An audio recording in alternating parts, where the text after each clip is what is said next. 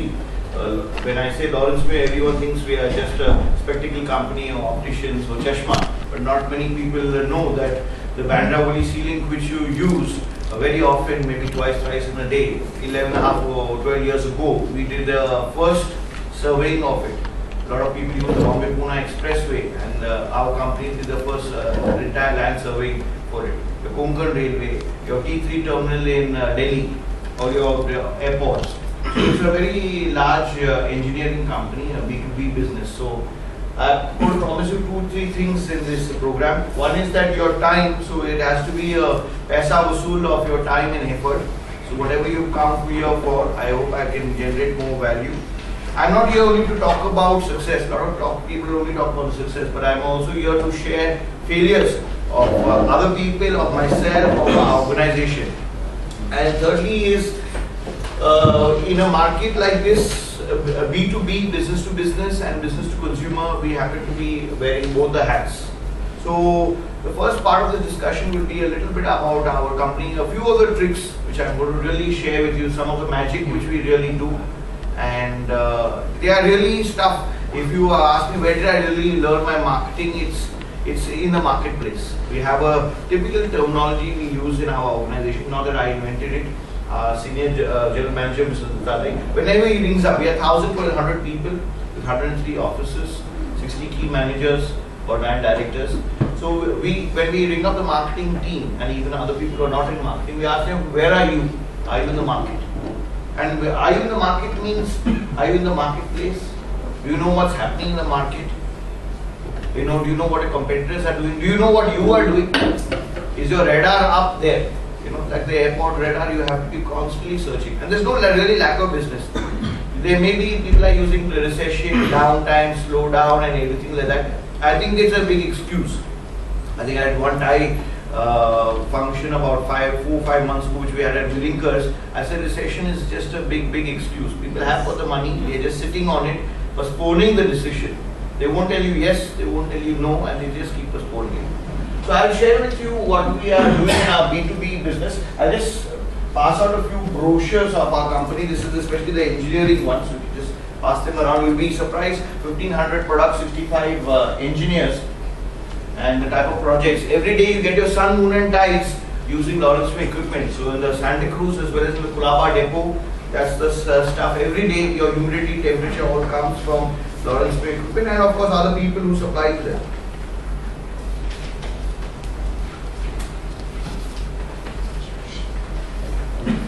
So once you've received a brochure, just raise your hands once it's reached at the back. Has everyone got a copy? Yes. Yeah? Okay. Not here. Are there short ones? Or I think I've got all. Okay. Yeah. Just share when I've got about 20-25. So as you see, we are in the serving business, material testing, hydrology, meteorology, scientific instruments, vacuum equipments which are used in bulb filament, air conditioning, used in the pharmaceutical industry also for vacuum packing. Earlier medicines used to, because of moisture, humidity and all that and exposure to dust, used to get spoiled easily. That's why you have spoiled drugs, that's why you have to keep a refrigerator in most pharmacies or medical stores. You're supposed to keep one. So we invented small vacuum systems where these medicines could be very easily packed in sterile conditions. And our most latest division, which is 5 years old, is our vocational equipment and service division. This is, I think, a pet project of our chairman, who's 80 years old, and he feels that all the engineers in our country have got a very bookish sort of knowledge, and we produce something like 30,000 engineers in the whole country every year. And how many of them actually go to the shop floor? They're all sitting behind computers. Maximum they're doing is AutoCAD. That's the closest to engineering. They will not want to go to the site. And ours is a civil, when I talked about bridges, dams, roads, expressways, we're dealing a lot with civil engineers, with diploma and degree holders. And we find it really a challenge to get them to move out and get to the marketplace and participate. Actually, you can't do drawings, and of course with the global positioning system, a product which we said GPS, it is required to take coordinates with the satellite. You have to be out, you can't be sitting in your drawing room or in your office conference room and doing it. So these are a whole variety of products. After you go on to our brochure, we have got 1500 products, about 15 worldwide joint ventures, tie-ups with foreign companies. What we have realized is throughout it, we've got a branding called Lynx, L-Y-N-X. Lynx is the fastest deer. It comes from the deer family. It's got very sharp eyes, so it's connected with optics.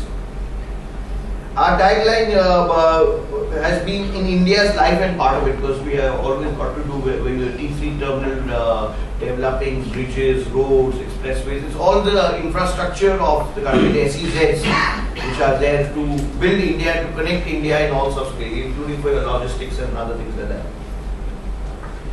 So, what did we really uniquely do? One is that you have a high attrition of people in this sort of a business.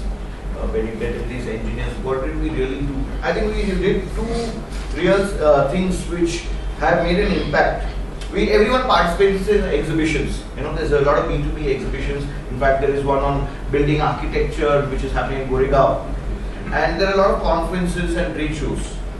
Recently, I visited GIFTEX at Nehru Center, and I must have interacted with about 15 or 16 of the exhibitors on a one-to-one basis.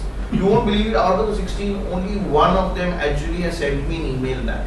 And it's been about 10 days since GIFTEX has taken place, and not a single email or a phone call or a SMS from any of the 16 people who I interacted. Now, do you believe there is no business there? I'm a potential buyer, and there were about 150 stalls, but I went to only 16 of them.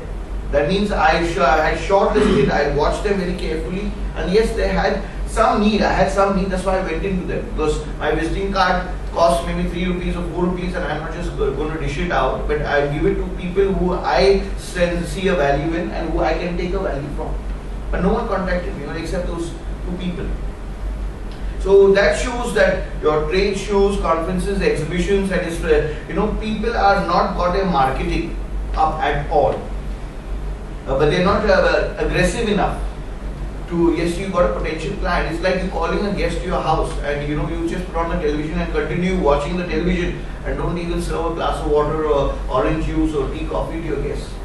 So that's basically rude and that's insulting. I just want to ask if you wrote to any of them. Sorry? If you wrote mail to any of them. No, I have not really written, because immediately I left for Germany. So I have not written, but I have kept the cards very carefully, and I am very clear when I need to get in touch with them. But whoever those 2 replied, I did acknowledge them immediately that yes, I have received it and I'll get back to you by so date.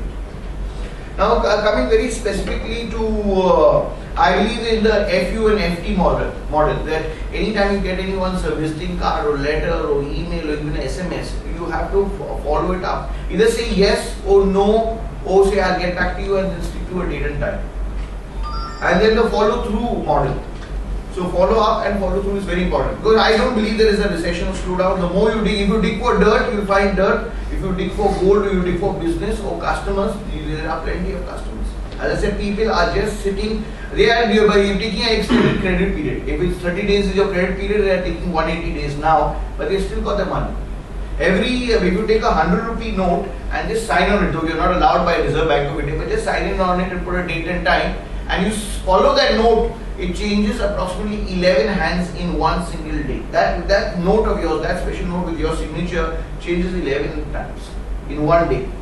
Right? I've read this in one of the, I think, money magazines or something like that. So if people, it exchanges twice the price and people start sitting on it, then it will not move around.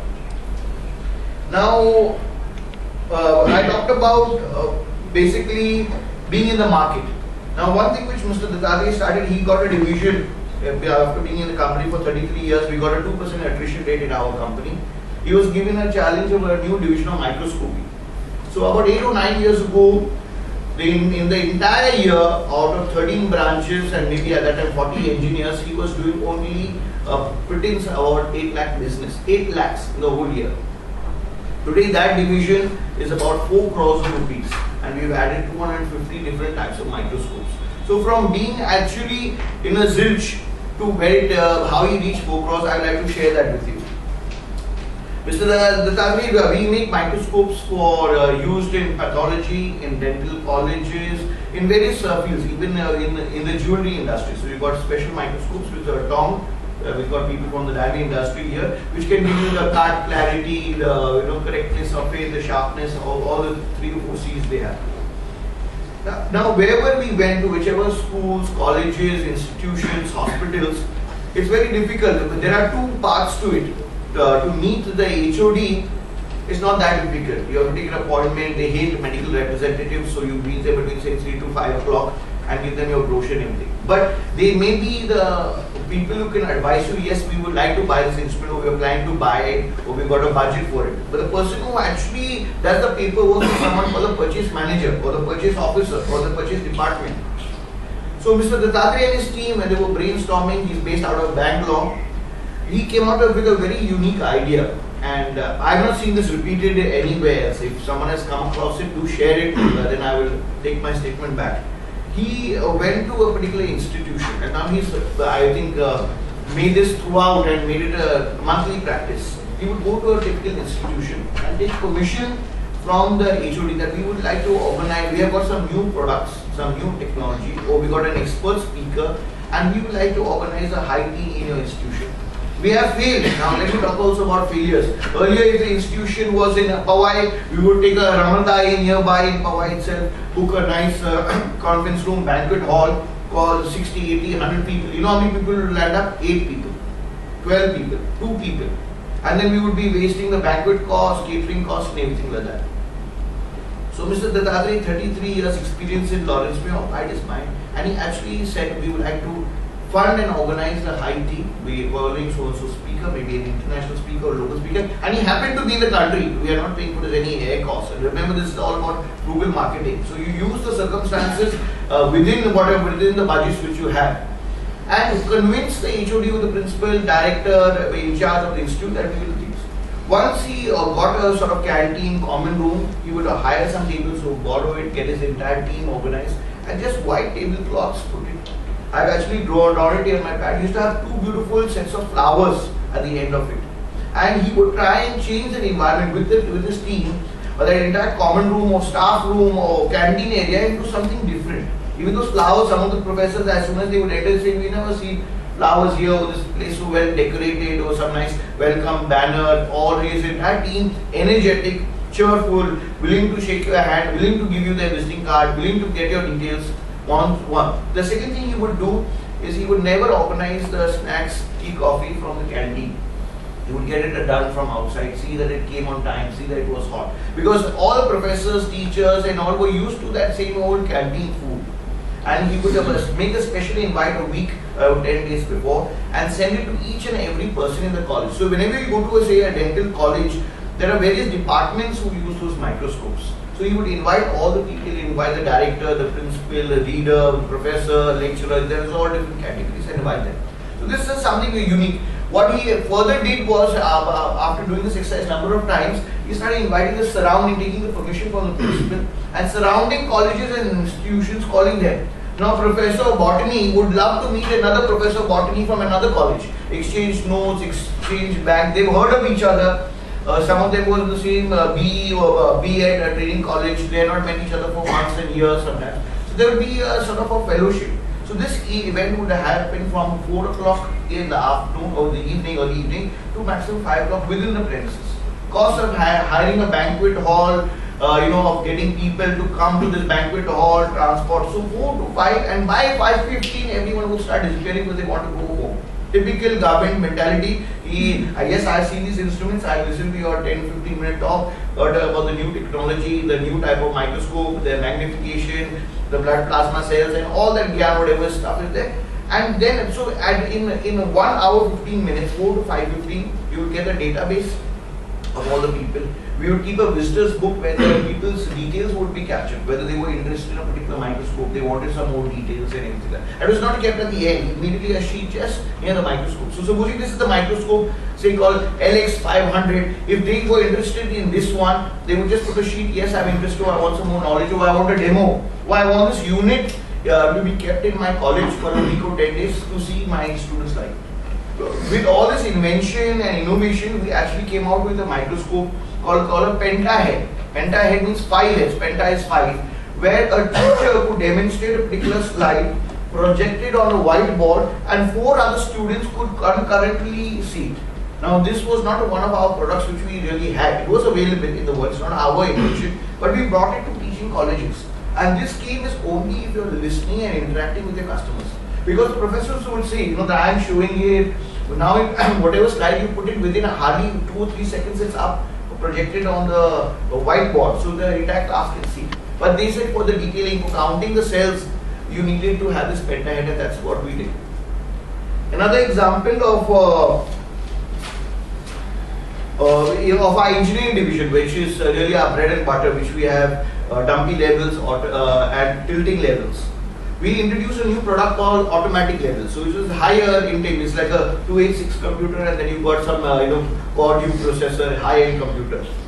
Now most of the engineers, civil engineers in the engineering colleges, they had never heard of this instrument or seen it. In their textbooks was only a dumpy level and a tilting level, DL9 and TL9, and we had products of that.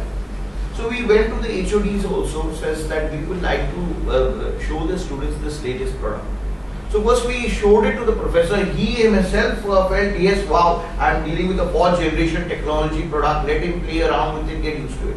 And we did this as a series across the country, where we went to engineering colleges, where we could recruit future engineers. So while we were doing our marketing, we were also doing our recruitment. Plus we work with top companies like Hindustan Construction, HCC, we work with Larsen & Toubro, we work with Afcons, we work with Shapoorji Pallonji, we work with VM Joke, Simplex, Kalpataru. So they also require a lot of diploma, civil engineers degree. They've got so many sites. They've got no sites outside India. I don't know if you know about it. Then in India, because the paperwork and by the time we get a contract in India takes about 3.5 to 4 years. Whereas your entire Dubai, Sharjah, and the entire Middle East has been built by Indian construction companies. So that becomes a platform very easily. So what we used to do is we told students and the professor that these are some of the latest products, and we would take these products and actually install them in the college and do an entire surveying of the college. Because most of these engineering colleges have got big, huge grounds and big labs. And so if you have been to IIT Powai or NITI, I was in here, NITI yesterday, it's about 5-acre campus, it's huge. So we would actually do a surveying in the college. The professors would get to touch the instruments. But then they would create a budget. Yes, that we have only a DL9 and TL9 instrument. That Lawrence Meo's equipment Lynx brand name costs 2,50,000 rupees, and that we should have a budget of it. Some of our equipment costs 25 lakhs rupees. So we would create an entire construction lab. As you have noticed while going through life, that no more red bricks are available. Have you noticed in the last 15 years? So no more. You very rarely see on the outskirts of Mumbai you see red bricks. Everything's changed to concrete blocks. So in concrete blocks, we make the equipment which tests the concrete blocks called CTM, concrete testing machine. Where once the cement, the sand, water is all mixed together, 1 ton of weight or maybe 3 tons of weight has to fall on that concrete block to see the tensile strength. I don't know how many engineers in the, okay, quite a few engineers, correct. So to measure the tensile strength of the concrete block, whether it can withstand it, whether all the earthquakes and other things like that, it could withstand it and do it. So we actually established, from just doing demos in these engineering colleges, an entire construction lab. All the equipment was there. So from just getting our foot into the door, we slowly established ourselves. And those labs we didn't put it free of cost. We made the college in piecemeal basis every say quarter or every 6 months buy a particular instrument of ours and set up a full lab. All we do is maintain it for them free of cost or at subsidized prices and see that they get the latest equipment over there. So these are 2 examples of B2B business which are very apt. We will discuss your businesses because everyone will come from the perspective that I have got a problem, or I have come to unlearn, or I have come to try to learn. And we will discuss it and we'll let's have an exchange, because I know the solution I can't give a solution to everything. There are a lot of, everyone is clever here, and if we all brainstorm, we'll be able to get some good ideas. I like to now move on to business to consumer. We are got a chain of optical stores, 90 stores in 30 cities, and we have been doing programs in schools, free eye testing programs since about 1976, and then we've been doing it in colleges off and on. There are certain colleges or in the events which we participate. Now these are just not just marketing events. We do 2 or 3 things over here. Because marketing sometimes gets a little bit of a bad word or a bad connotation. Marketing people are known to be very smooth talkers and never honor their word, big bullshitters and all. That's not really true. Just like how chartered accountants have a code of conduct, lawyers have a code of conduct, I think marketing people also have some code of conduct, and they have to honor their word. Because the brand, the reputation of a brand company actually lies the highest in the marketing people's hands. The CFO and other people are more in back office, and they come at a later. This is a post-transaction mainly, most transactions. So we start with this program in schools and colleges. It's a mixture of CSR. It's a mixture of service to the school, service to the parents, service to the kids. Lawrence Mills' name gets embedded in the kids' mind at an early stage. When they are, you see them at the age from 6 to 14 when they are at school. They may now know your Nike and Reebok and a lot of cartoon characters. But since 1976, when we did it consistently, we play a 10-minute film for them. We give them a quiz, where maybe some freebies. So it gets implanted in their mind. That's one thing. In coming to frugal marketing is how do we leave a lasting impact in that school or that college, especially in schools. We train the teachers that which are the kids which have got poor eye-hand coordination. Who are the parents who send you a letter that our kid should be sitting in the front row because they can't see, they sit at the back and they can't see what's written on the board. So these people become advocates of our brand of eye testing and eye awareness. The teachers, the professors, the vice principal, the headmaster, headmistress, because they are constantly interacting with the children and they say, yes, this kid has got some problem and let us refer him to an ophthalmologist or to Lawrence May. Lawrence May will refer him on to somebody else. That's the credibility which we have built. It's not always a sale, and all that. That is not a mentality. We are here, when we sit with our board, we are 135 years old, opticians to Mahatma Gandhi, Pandit Nehru, Rabindranath Tagore, J.R.D. Tata. We plan is in the next 135 years what we are going to do. So it's not about the next quarter, like all the public listed companies that work, but only they live quarter to quarter. That's it. So we create a lot of advocates for our brand, a lot of influencers. There's something called a eye-hand coordination. So the kid is seeing it on the board, blackboard or whiteboard, nowadays digital board, but when they copy it in their things, they jump words, they miss certain words.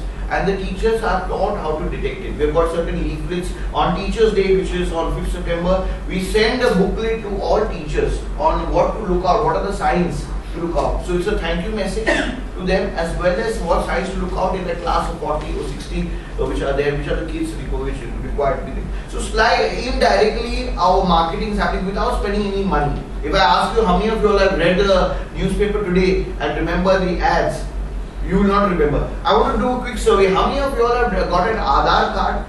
Just raise your hand. So I would say about 65-70%. Sunil got an Aadhaar card? Half of it. Okay. Now I want to just prove, I just changed the topic and I wanted to prove to you. Now everyone has seen an advertisement of Aadhaar card? Yeah. Wasn't it a half page ad or a full page? I think half page. Now, this is the project your Nandan Nilekani has given up a job in Infosys to do. So you see, does advertising really work? I'm here to tell you marketing does work because we have proved it to ourselves. But I'm not against advertising. I use advertising vehicles a lot. But Aadhaar card has put half page ads, half page. 35% of you all have not taken the card yet. If they put it in regional languages, one of the best brains of our country, Nandan Nilekani, has given up his job. He's got a union minister status.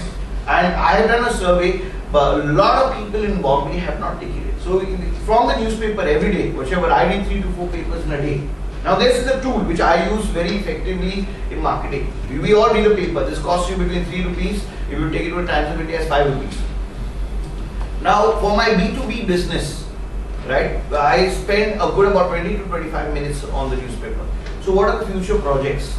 Do my managers know which are the future projects? Because there is a tender.com, which are all the new tenders which are coming, they send it to your email box. You know, there are different types of services. With entrepreneurial people, I find they are always chasing a new idea. So I'm not against that, but there are a lot of existing ideas which can be done in a better way. Because after the wheel was invented in the 17th century, I don't think we have, besides coming up with a softer wheel, a radial wheel and a Dunlop wheel, we have not really come up with a new wheel. Right? It's the same old wheel. It was a bit of wood earlier and with a little metal around it. Now we've gone to rubber and radial and all sorts of grip and nylon grip and all that stuff. So with entrepreneurs, sometimes you can take existing projects and really transform it. So when I read the newspaper, what exactly I do? First of all, it's really my time of the day. I don't like really too much of interference and things mobile switched off. I divide it into two parts. One is just pure news for what I want to read, my hobbies, interests. I'm not too much into sports. Secondly, what are the B2B opportunities? What can I take with a pen and underline and send a cutting to one of my managers? That what's happening in Bangalore, what's happening in Chennai, what are new projects? Is there a new engineering college coming up? Because that's all comes out in your Times of India, Economic Times, Hindustan Times, DNA. Is there some new invention? Is there a new dental college coming up? Is there some new technology? In the B2C segment, I use this Economic Times most effectively. All the CEOs, CFOs, COOs, their pictures come in Economic Times, Financial Express, in Mint.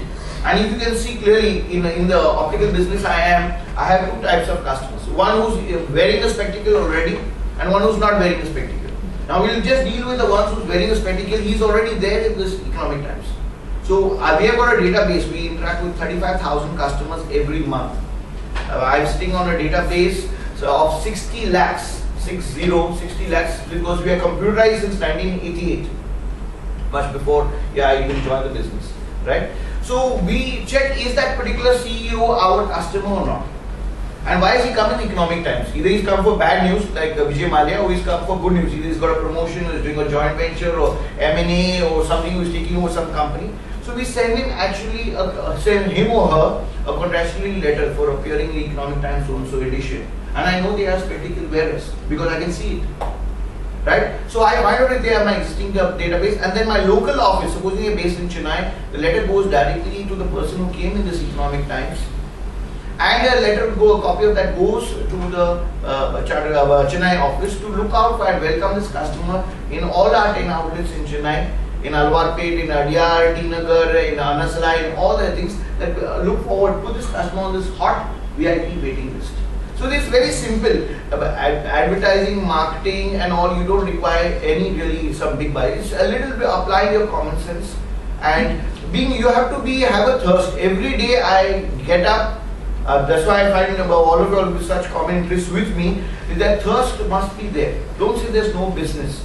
Yesterday at NITI, I want to share with the poster. Okay, so that's not come here. Someone asked, so 3-4 people from insurance sector, they wanted to interview the brand managers of insurance sector. And they said, so the brand managers, they don't come on the line of all these big companies of Axia and Birla Sun Life and this one and that one. They took some Aviva and all. They don't come on the line, they're so busy and everything like that.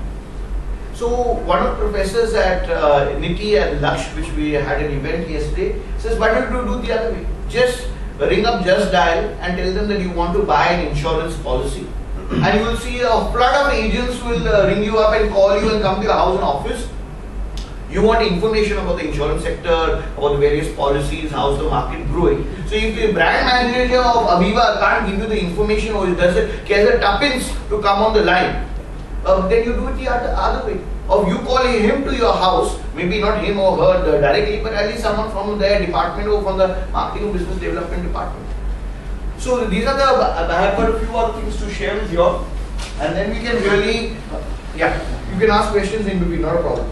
So you about B2C, like you talk to the businesses manager, that can be done. Yeah. But in case of B2B space, I try to take 80 lakhs with the business manager or the software company, but hardly anyone can entertain it. Just say, call me next week.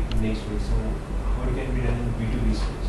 In the B2B space. Okay. So I faced a very similar, today's session is talking about failures and the hurdles really, and how to come across, overcome these hurdles. I'll answer this question right away. I was in a very similar situation. I had an organization called ASCO, Association of Schools and Colleges of Optometry.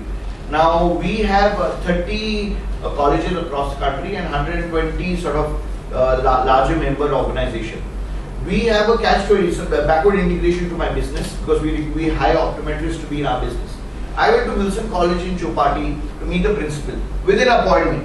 And that lady kept me waiting for 2.5 hours. 2.5 hours. And I calculated there are 60 colleges, 60 science colleges in Mumbai. If I'm going to spend 2.5 hours outside each principal's cabin, it's going to be really a waste of time. So I was really irritated and pissed off. Really irritated. I just got back. I didn't meet her that day. I came back to my office and I said there's a better way to work. Exactly his problem. Better way to work on this. So I drafted 3 letters in really there and there. So sometimes when you have a problem and it's irritating you as entrepreneurs, I'm an entrepreneur, you should try and solve it there and there. So I wrote 3 letters to the principals, and none of them said typical dear sir, dear madam. There was no salutation left. I said so many thousand students pass out from the 12th standard each year. Some of them continue in a college and do BSc and MSc. The rest do engineering and medicine. Do you know the large quantum of them become medical representatives? And then I gave some statistics. And he never said dear sir, dear madam, or respective sir, respect madam. I said, why put the maska if they don't respect me and keep me waiting for 2.5 hours? And I sent 60 letters like this out. First letter. I had planned written all 3 because I was in a hurry. After 3 days, I sent the second letter. After another 3 days, another third letter. And you won't believe it, after the second letter, 7 people, the administrative head, registrar, they started calling me. So I did reverse similar things. Instead of me chasing them, I made them chase me. And finally, out of the, I think 23 out of the 60 contacted me. So that's not a good 50%, but it's a close 44-45%. So instead of me chasing them and sitting for 2.5 hours outside each and every principal, I wrote them letters, a little tough, a little nasty. I made them feel guilty that you are just, a student is just a roll number. They are just passing out from your portals. You don't even know where they are going, what they do, how many of them are without a job, how many of them are able to get a basic salary, and that's really good. I faced something very similar. We sponsored an activity with one of the big fours of companies like Pricewaterhouse. There was one more company, it's not coming to my head just now. And we sponsored an activity of only HR heads, 50 people. We gave them dinner. We were one of the sponsors at ITC Central. They all came, they all dropped their visiting cards in the glass board. And then I wrote to them, my marketing manager wrote to them, I sent them an SMS because I don't want to disturb them and call them. But very few responded. And I won't participate in an event like that. So I totally agree. Corporate in India is not really professional, they're not courteous. You see, if they don't want to buy a product or service, they should tell you straight that no, we don't want to buy a product or service. But there are a lot of other people who want to buy. So you have to find those. Then you put them in a category of not interested currently. There are some people who will never buy a product, so you have to put them in the drop-off list. But they are not interested, and then at some later point you can recontact them. That comes to our point on visiting cards. I just studied the visiting cards I received today. I'm not going to be really critical. There are 2 thoughts to visiting cards. Some of you all have my visiting card. Some of you all don't have my visiting card. And I can really just pick, really let me be positive about it. I can just pick 2, say 4 cards out of the 7 I have received, which are really good cards, in the sense, what should a visiting card basically be? We think it should be just your name, your surname, your company name, your email address, yes, very important, your mobile number. Do you require a physical address? You really don't require one. If you don't know, you're operating out of, say, the Thai office or Cafe Coffee Day, you don't have office or operating from home, that's fine. A lot of entrepreneurs have that, there's no problem. But your email address, your current email address, which you're definitely going to check and revert back your mobile number. But what line of business? You can see this card, it clearly says CFO on demand. So he's establishing his product or services. Abroad in America, they even put a picture of their card. I don't know why we so shy of our pictures, or we shy of some gangster being after us. Why can't we really put a picture? I've not got my picture on my card, but I've really been thinking about it. Why can't we even put at the back of our visiting card? Do you see the back of my card? It's got our mission statement on it. I learned that from Blue Dart Couriers, where they have the mission statement at the back of their card. I think they have stopped that now. Even Times of India used to have it at one time. So you can actually put the products and services which you have at the back and what you're looking out for. The second card which I've just received but not really studied is this Easy Rewards. He's using the front of the card as well as the back. How do you pronounce this? Nyasa. Nyasa is there. She's even telling you the products, a little bit about the handmade products and everything like that. So the back of the card where the products are available. So the first thing in marketing, in frugal marketing, is this investor card is there, but it could be definitely done better. It tells you what business. There are 2-3 cards which I don't want to comment on, which by reading a company's name you can't tell what products and services they are into. So when we talk about frugal marketing, it's not hiring a consultant or anything. You get the basics done right yourself, and that is all within your power to do it right. Your visiting card, your letterhead, your email. Even your email, I receive 320 emails in a day. I read only about 40 to 60. I read all of them, but I reply to 40 to 60 of them. But hardly of them have a signature line at the bottom which says what products and services are. I found a very interesting visiting card where I just returned from Germany, which and I'm going to implement it for my company. Is in B2B, what are the engineering projects we have done? Like Bandra Valley Civil, which is famous, Konkan Railway, T3 terminal in Delhi, new airport, and everything else. In B2C, some of the illustrious customers. I got a letter from Amitabh Bachchan, which is here, and he's talked about being associated, where Lawrence Mew has been an optician to his mother and father when they were in Delhi.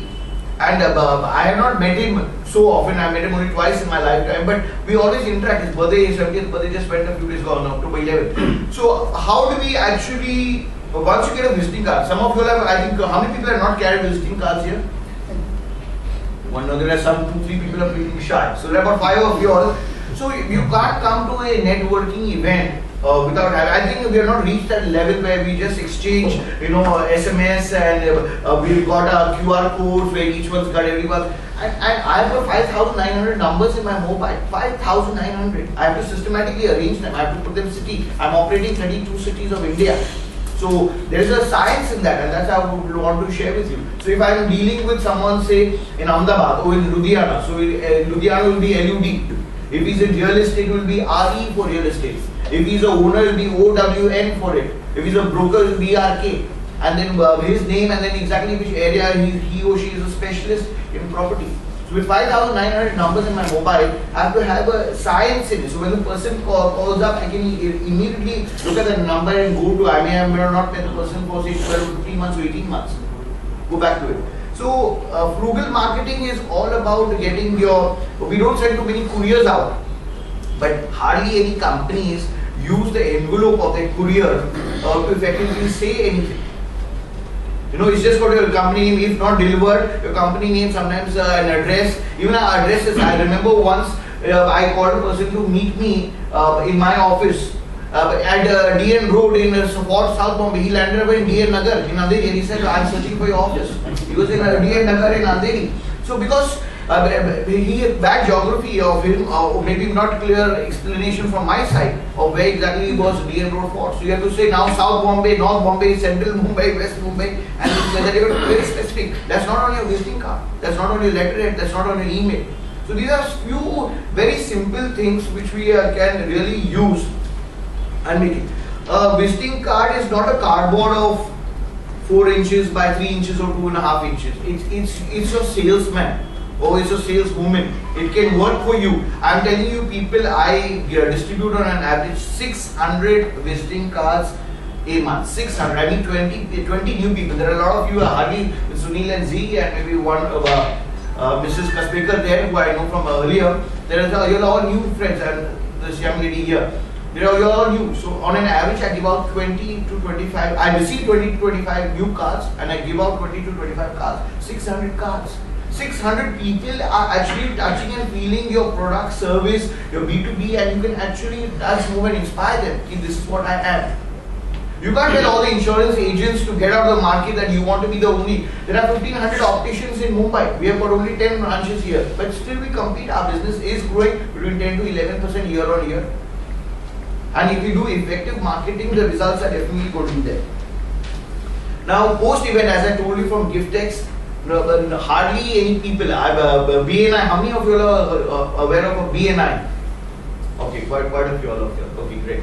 So BNI is an organization where I met Sunil also. I learned a lot about it. They immediately tell you after meeting someone, if it's an important contact, immediately send them an SMS. Immediately, within like 20 minutes of the event getting over, an SMS. The person may be think you are no interest to them, but you want something from that person. You should know really from who you want what.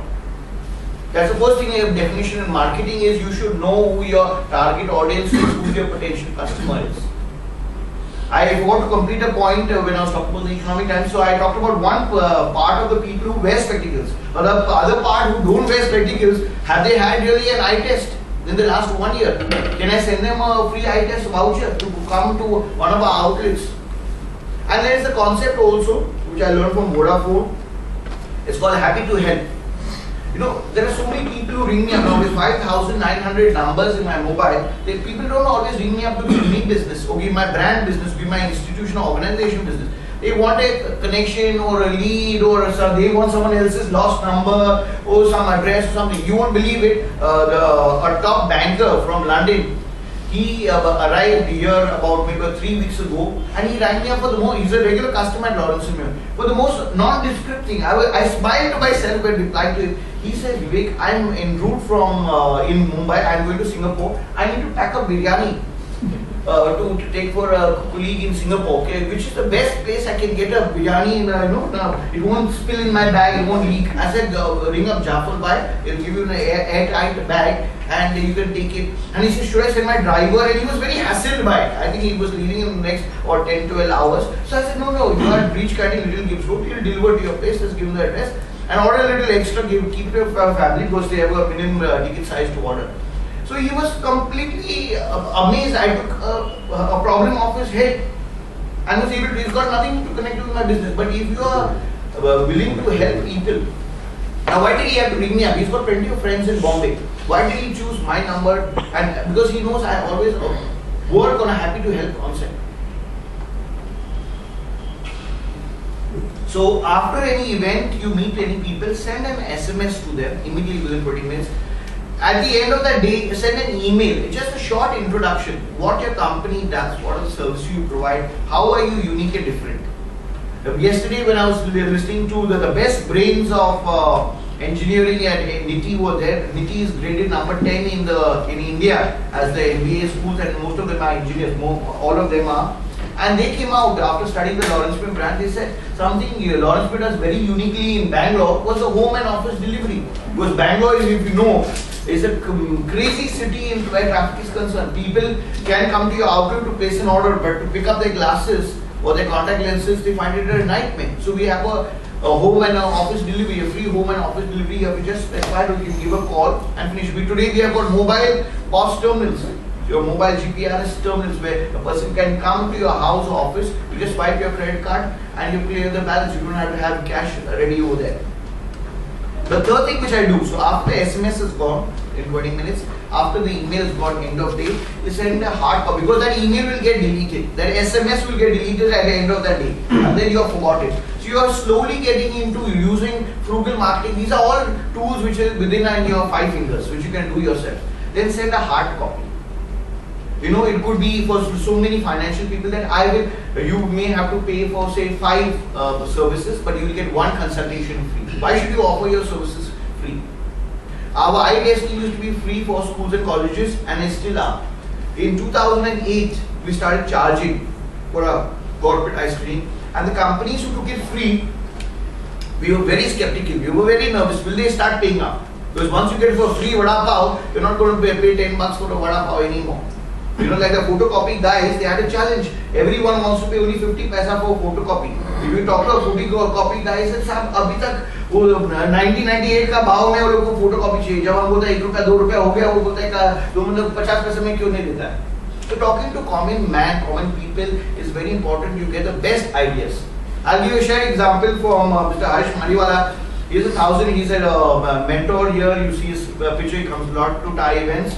When his son went to the US and returned, it was just 1,000 crore company, and their blue color. I always smile at that brand because that brand tells you to put oil on your head, then it tells you to take off oil on your face with Kaskin Clinic, and then it puts oil in your body in Saffola, and then it tells you to take care of your heart. So there's a creative way of looking at that brand, because they are all those three: Saffola, they are in Kaya Skin Clinic, and oil on your head. So anyway, on the less funny part, his son told him, I can't get it, I think his name is Sashi or something like that. Rishabh, is it? He told him, Dad, your 60 color dirty bottle is not being bought in mass India. She said, why and all, you're just got some foreign ideas and you're there in the US and all. He says, no, because everyone can't afford that 60 bucks. You know, with all the chawl system in Mumbai, I just discovered that the people who stay in a chamri together, of 10, 12, typical of our bhaiyas and biharis who all stay, who run Bombay typically for us, they actually take a plastic potli of their money and important belongings, including their PAN card, voter card, and most of them have got their Aadhaar card. While we are still sleeping, they've all got all the Biharis in Uttar Pradesh, I employed a few of them, they've all got their Aadhaar card. They take that to the toilets, because they don't know, out of the 16 people in their room, out of them 3 of them are new, but just come a few nights ago, how many will break, they open their small bag and will steal their stuff. So that's how Bannico came out with a sachet in the shape of a bottle, and from 1,000 crore went to 4,000 crore company. It's just a differentiation where in packaging is concerned. So same oil, put in an innovative packing, at 2 rupees or 3 rupees or 1 rupee they start initially. People tell me when they get my hard copy that they have kept, to my letter for 4 months or 5 months, a gift voucher in their drawer, saying that I'll go to Lawrence, I'll go, tomorrow I'll go on Sunday. Now we are open also on Sundays in most of our outlets. So just imagine for a brand, an advertisement in Times of India or in Economic Times, Hindustan Times, you pay 1,50,000 and the person doesn't see your ad for more than 2 or 3 seconds or 5 seconds. Whereas a hard copy letter of whichever all these cards they receive, you send it with a voucher for maybe 1 free consultation or maybe some 10% off some products, which I think you can afford that, don't you think so? You can, yeah, you can do that. Where you can give them something, it's like some of the restaurants do. You come to our restaurant, if you order a meal of say 500 rupees, the soup is free. Or if you're a sweetie or love your sweets, you order a meal of say 350 or 400 and the dessert is free. So there is every single packaging product, you're a CFO, you're a management consultant, you're recruitment, you're running a portal, you can definitely give a carrot and people will definitely buy. Now people keep some of my letters and vouchers for 8 months, sometimes up to 4 years. Now just imagine that drawer they will be opening for 4 years, which is a part of it. Every time they will see my brand. There's a trick which I play around November, December, I want to share with you. I ring up with friends who I have not contacted with 5,900, a lot of people I am not really in touch, no voice contact, I'm on touch on email, SMS or BlackBerry and stuff. So I ring them up who I have not talked to and I'm in a jovial mood. I said, I want some space in your office. So they get very defensive and all, In Bombay, no one wants to give you any space. क्या चाहिए कौन सा carton रखने का तू साला phone क्यों करता है and all that, So I said, just little space. How big is your heart? You said you are a great buddy of mine, and थोड़ा ही जगह तो I am asking for. Then I tease them further and they say, I want to keep some space in your house. You say, तो office से अभी घर पे पहुँच रहा है. It's just my calendar which hangs on the wall. That's it. How much does a calendar cost? 35 bucks to make a calendar. That's to a 12 pager. Now we in Lawrence, we are talking frugal marketing, we have brought it down to 7 pages. Was the addresses. So we brought the from 35-40 bucks, we got it half the cost at 22 and 24 bucks. We make approximately 55,000 calendars a year, out of which, see the trick is not making those calendars, because your people, your staff, your employees are the laziest people. Because if they were a little more active, they would be an entrepreneur. The fact that they are not entrepreneurs, they are staff. Okay, very clear. Right? If they're smart and used all their brains and their energy, they would have been definitely entrepreneurs, like all of us. And those who are staff and becoming entrepreneurs, there's a message to them also. So, I have seen, I unfortunately was traveling with our chairman about 8 or 9 years ago in the car, and I want to cringe and disappear into ash because he took out his spectacles. He was 80, now he was 72 at that time, and he's telling me at the farm, can you see something? So I said, why, what can you see? You know, I didn't want to challenge it. So he's telling me, I can see what Lawrence sent me calendar. And you know where it was hanging? It was hanging at a Pan Bidi store. It was hanging over there with the plastic bags of, I don't know, Charab Din and Chupli and everything like that. Lawrence sent me calendar. Now from a marketing guy point of view, I could say that's good marketing, lot of visibility for the lakhs of people. But he said that's bad distribution. Well, how did the Pan Wala get our calendar? You know, so our staff are not the most competent people to do a good distribution. 60% of that 55,000 calendars gets couriered to people's homes and offices. I've been handling this project for the last 10 or 12 years. I tell you, it's great pride in end October where I received pre-stamped envelope from abroad. Please put your calendar inside it. They put the stamps and send an empty envelope. In a bigger envelope, put your Lawrence Smith calendar and send it. A calendar in London costs minimum about 8 to 10 pounds or 9 pounds. You convert that into, right now the pound is 92 rupees. 9 into 90 is a lot of money. Right? So they have considered the postage and everything like that, maybe going by sea mail, not by airmail. They are able to get a calendar from Lawrence free of cost. Our calendar is unique also. It's got space to write all your timings, appointments, Dobiwala, Badutwala, everything like that. You know, and it's a unique design. We have not changed the design and kept it unique. So calendar, you occupy a person's home or office for hardly 24 hours. $2. What better marketing can you do where a person is day in and day out seeing your brand? It's living, it's there. And if it's a useful calendar, people are writing, your kids are writing on it, and everyone on the family is putting their routine. Our calendar is structured in such a way. They have put their routine, ki I'm going to tuitions, I'm here, I'm there, important telephone numbers and everything like that. It becomes a user media there. I've just got 2-3 more other things to share with you and then we'll convert it into an open house. 10:30, right ma'am? Yeah. So testimonials is one thing which we don't collect. I'm going to pass around a file of testimonials. Now as some of you all will share with me, we are passionate about our company, about our brand. But sometimes what happens is that doesn't get translated into the team, to the employees. There are some employees who are just there. I call them the thermocol concept. They just come in with the tide and they go out with the tide. They will not add any value to your company. The maximum they will do is become a little yellow with the sun and the shouting and brainstorming we keep giving them. So what do we actually, how do we motivate? Because there are 1,000-1,200 people for us. We have got a lot of people with a 2% attrition rate. There are a lot of people who I still want to get rid of. I am known to be a tough boss, and sometimes when an employee who have been really on my hit list for some time or one of my managers hit list for some time goes, I am known to distribute a few chocolates also. At last, nikal gaya, chala gaya. It's a little rude, but I still do it. Now I have to pass around a testimonial file, which I think once you go through it, it's a clear indication of what we do. How many of you all collect actually testimonials? There's about 9 people. So that's something really bad. How many of you don't have customers? So no hands up. So we all have customers in some form or the other, institutional, individual, corporate or something. So why are we not collecting? Why 9 people? How many? We have about 35 here? 30 of us? 40. So why only 9 people out of 40 collecting testimonials? Oh, good shit. There are people to request. Now I face also, we do on an average 4 corporates per month in Lawrence May of an eye testing, paid eye testing. Some of them are free because those HR heads and admin heads are big bullies. And Accenture is one company, I'll tell you, where the HR head told me that I'm getting the price at 40% discount from so and so XYZ. I said, sir, I can't give it to you at 4% discount. Please take it, and I put the phone down and things. After 15 minutes, he called me back and said, no, Lawrence is going to do the program.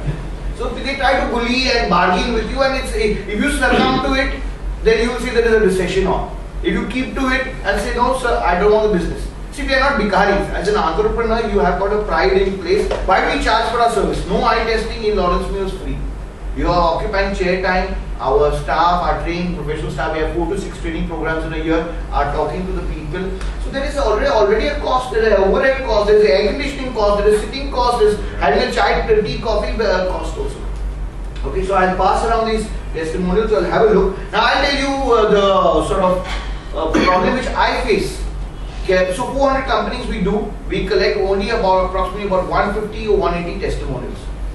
Now I used to earlier get only in a whole year 50 to 75 testimonials. And I was saying, you know, banging my head against the wall, such good corporates we do for companies, we don't get a letter, HR person saying recruitment chalu hai, firefighting chalu hai, admin chalu hai. They will always tell you, they've got all the problems internally. The HR people are supposed to be interacting with outsiders to get future employees, good managers, talent searching. They don't do any of that work. Nothing. They are never reachable. As he said, they are never reachable. You try and bring up an HR head of a top company, it's impossible to get. Even insurance company require HR admin head to get into the company. So I came out with an innovative idea, which I want to share with you. I said, enough of this telling the staff, get the testimonial, get the letter, and any letter. You see, all the letters are very different from each other. So then one day out of a fit, I didn't do any calculation behind the envelope. I said, $150 per bloody testimonial. And straight it went, not to my staff, not to the HR head, to my staff. Straight from 75, 80, which were carrying, we went up to about 250. So there is now is a testimonial from a company like Hexaware or from Thomas Cook worth only 150. It's according to me, it's worth in lakhs. But I think it's 150. Because that guy will sit in front of the HR head and do time pass with the HR head until he or she types a letter, and sometimes our people even dictate it to the HR head. and get that letter out, get that testimonial out. Because that's important for us. Because he knows to go, and I tell them weekly settlement. If we bought 4 testimonials, 600 rupees usko de do. I did these things won't come to me. We have empowered our managers up to 50,000 rupees. They are not supposed to ask us for any damn stupid expense. You know, because I'm not going to add some great value. One idiot, EDP manager of ours, he ran me abroad once for some very silly amount, you know. I told him, boss, this call has cost me more than what you are, taking my feedback and reference on. I said, supposing, I came back and I told him, supposing you took the wrong decision. Would I sack you? Would I kill you? Would I chop your head off? He said, no. The sack guy, he said, no, definitely no. So I said, what is the problem? If you took a wrong decision, we'll rectify it. So you have to empower. As entrepreneurs, we sometimes feel everything has to be done by us. Packing of the envelopes, dispatching, marketing, PR, business development, running the office. You have to delegate. And only once you delegate will stuff happen, then can you really grow. Okay, so that's definitely important of testimonials. What to do with this journey? Sorry? This I used to get into other companies. So carry it for the marketing. Yeah, it's a marketing tool. This is all about my frugal marketing. I don't spend money. Our advertising budget is 2.5%. So if I earn 100 rupees, 2.5% or 2 rupees 50 paisa. I like to say that because I started my career earning 2 rupees 50 paisa per form of research. So I worked with a company which was a part of Mudra Group, which is part of Reliance, called Sameer. Sameer is not some HR head, it's a scientific analysis of market information research, Sameer. And they used to pay us 2 rupees 50 paisa. It was the insurance was $4. It was a heavy duty financial firm, $8 between 1987 to 92. But that really taught me marketing. And let me share with you also some of these are the things which are not written in textbooks. How would I go into a building? You know, you go to Nariman Point or Ballast Street or BKC, now they have India Bulls, they have a director's lift and manager's lift, and then outside of the lift and Chaprasi's lift and Dabawala's lift and all sorts of lifts. So the watchman and security used to look at me up and down like that. Wo lift mein jao, you know. So now how do you befriend these people? First of all, getting to the lift was a big thing. You were stopped at the gate. So at that time, I used to carry, in 1987 when I was 17 years old, a little bit of a fancy watch. It looked fancy, but it didn't cost at all any fancy. So actually I used to take off the watch and I used to give it to the watchman. I said, this is surety that I am not going to rob your people in this building. I have to fill 10 data forms. Actually I have to fill 22, but I used to tell him 10. And I will come back in 20 to 25 minutes. I used to come back in 2 hours.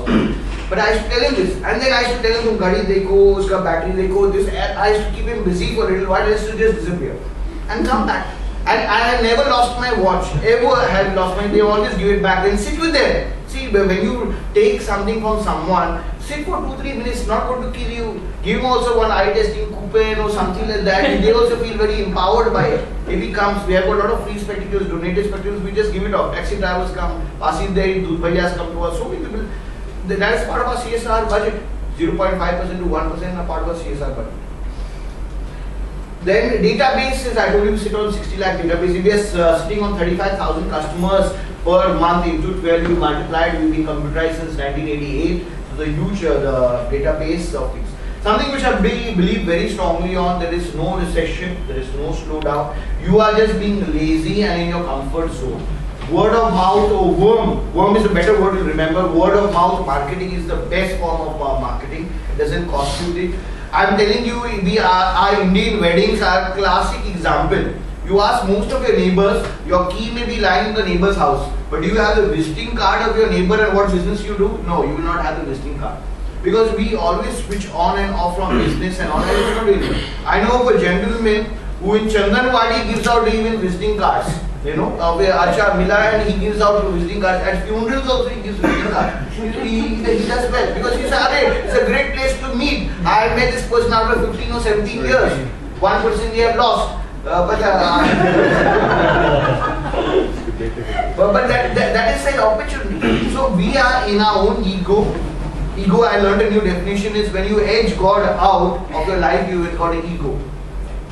So when you think you're God yourself, God of finance, God of marketing, God of PR, God of everything, and you forget to be humble. What is the thing of just exchanging your card and telling them I am so and so, who are you? Take some interest. And we should not be always salesmen just talking about ourselves. Take some interest, learn about it. Be happy to help, follow that concept where someone can bring you up for biryani also, you know, once in a while, and you can provide some information. BNI is a great place. Last 2 points and then we've got a full half an hour to really network, exchange and have really some gadbad or masti I haven't read. How many of you all know of this ice cream called gadbad? Just raise your hands. Only about 6. Where is it from? Anyone can tell me? Bangalore. Bangalore, you're right, absolutely. I wish I got some prize. Maybe I send you a prize. Okay?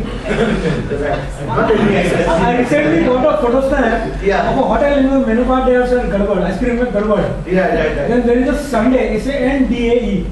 Okay, that's right. So Gadbad is an ice cream which is invented, she's right, absolutely, for mango. I read about it, it's covered in the latest Business World magazine, which it's a small company of Mr. Kamath is running it.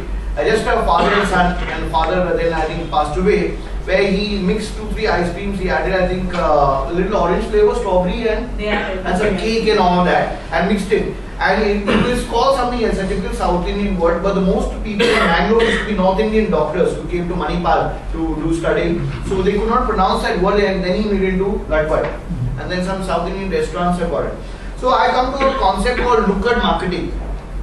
Now wherever an L&M branch is, we have a 14-page report. Now I'm trying to open a branch in Kanpur. Okay, I don't know anything, I never been to Kanpur ever. I've got a intern who's trying to go there for Diwali. So again, I'm using my frugal marketing concept. I say, you're going to see your mom and dad. She said, yes. I said, why don't you earn some pocket money? As Diwali is on 13th. She said, yes. I'm doing a week before. So I said, I will give you the skeleton of that 14-page report. You fill in all the details and then you will get a check. One thing is that once we promise, we always honor our word. You will get a check. She's already working with me, so she's used to my temperament. So by the time she comes back from Diwali, post Diwali, I will have an entire 14-page report on Kanpur without visiting it, completely filled out. Okay, so that is where we use our common sense. Now this is nothing where my IIM, B knowledge I have to use or symbiosis knowledge or anything like that. This is what you learn in the marketplace. Are you really in the market? Are you awake? Are you listening? Not to me, but generally to your own business. There's a time which you should have a quiet time or reflection time. It could be at any time of the day. One day I had a fight with my doctor, you know, because of my triglyceride and this all good cholesterol going up. And I said, doctor, sometimes I have late nights, I can't get up in the morning. She said, who told you that you should walk in the morning? So I said, then when should I walk in the night with the, all carbon dioxide coming from the trees and all? She said, who said you have to walk in the night? So I said, then when do I walk? During the day, I am half the time in the office, traveling for meetings, appointments. She said, walk in any bloody damn time. I never told you to walk in the morning. I never told you. I said you have to walk for 3 kilometers or maybe 30 to 60 minutes in a day. At any time and during those 24 hours. So actually I got this advice about 4 years ago and I am practicing it. And the people in my building laugh. The night watchmen also find me hilarious. I go for a nice dinner with my family, I come back and I say, chalo, I'll do a half an hour walk. So sometimes I do a walk at 4 o'clock in the morning. It's not planned because there is no routine actually in my life. I travel for 15-20 days in a month. Z has run me in 3-4 different other cities. So I just took her feedback from the doctor, from the dietitian, and she said, walk at any time. It could be because we've got all crazy lives. There's no method in our bandit service. We try to put a method in our matrix. Now coming last to Nukkad marketing is wherever we put a LNM branch, we follow something. I got this idea from McDonald's long time ago. I don't know if you know and you're noticing. I'm sure you are not noticing, and let me tell you, some of the McDonald's boards in Mumbai have changed. Have you noticed? For some time. Huh? For some regional language. Digital language? No. So some of them are the typical in the red, white, and yellow. And there is a one or two McDonald's which are there, which has got a black board. Have you seen it, sir? Yeah. So those McDonald's very subtly, there's no advertising, there's no marketing, there's no TVC or Star TV or some big things. They are very subtly doing it. A lot of things in a brand or in marketing, you have to do it very subtly and test it. Those are the more mature McDonald's which they are creating, where they want people, just like Cafe Coffee Day and Barista and Lavazza you got now, they want more mature audience to hang around in those McDonald's. They don't ask you to get up, there are no bacha parties happening and free happy toys and all that. So with the blackboard McDonald's, I've learned a lot from, that was one of the first books I read on marketing, John F. Love, Behind the Golden Arches. I read 4 books in a month and keep meeting with people, so I rob a lot of ideas, but I always acknowledge the people for their ideas, for the intellectual property, right? So this concept of Nukkad marketing came to me when I was in one of those very challenging moods. Now every outlet of Lawrenceville New branch, we invite the most weirdest people which you all would never want to invite.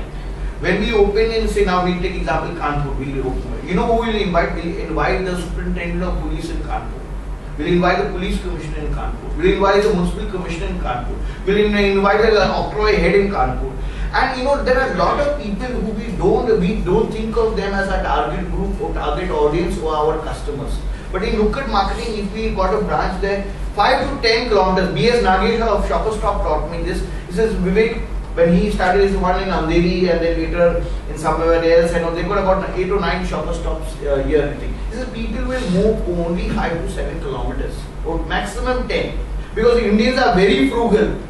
They calculate the fuel cost, their time cost, parking ticket. Sometimes people argue at the parking attendant for 15, 20 and 50 rupees. They have just finished shopping worth 1500, but they will argue for 15. This Indian rationale people can't understand and it's very difficult to understand.